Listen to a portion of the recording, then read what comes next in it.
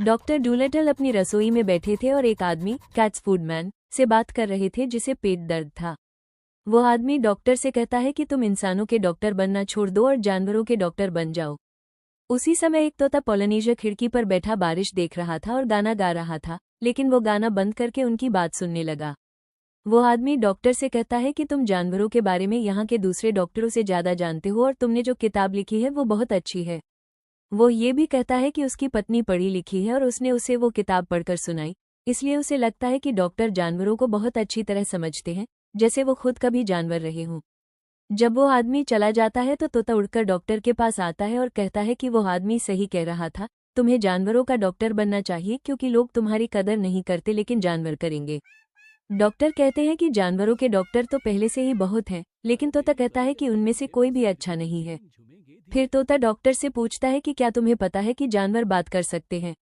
Doctor कहते हैं कि उन्हें पता है कि तोते बोल सकते हैं। तब तोता कहता है कि हम तोते दो भाषाओं में बात करते हैं, एक इंसानों की भाषा और एक पक्षियों की भाषा। वो कहता है कि अगर मैं इंसानों की भाषा में बोलूं तो तुम समझ जाते हो, लेकिन जब मैं पक्षियों की भाषा बोलती हूं तो तुम नहीं समझते।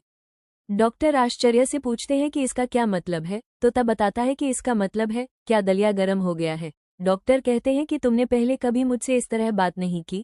तोता जवाब देता है कि अगर करता भी तो तुम समझ नहीं पाते।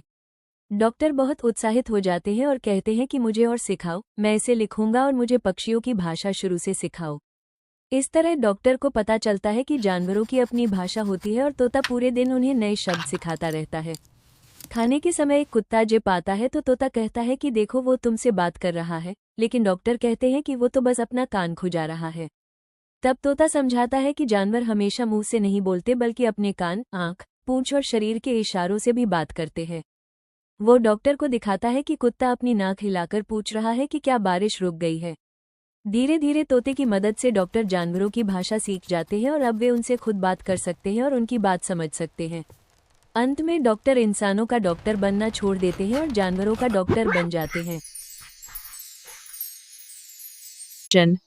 I am so glad that we finally found a place where all of our friends can live in total peace and I cannot believe my own ears.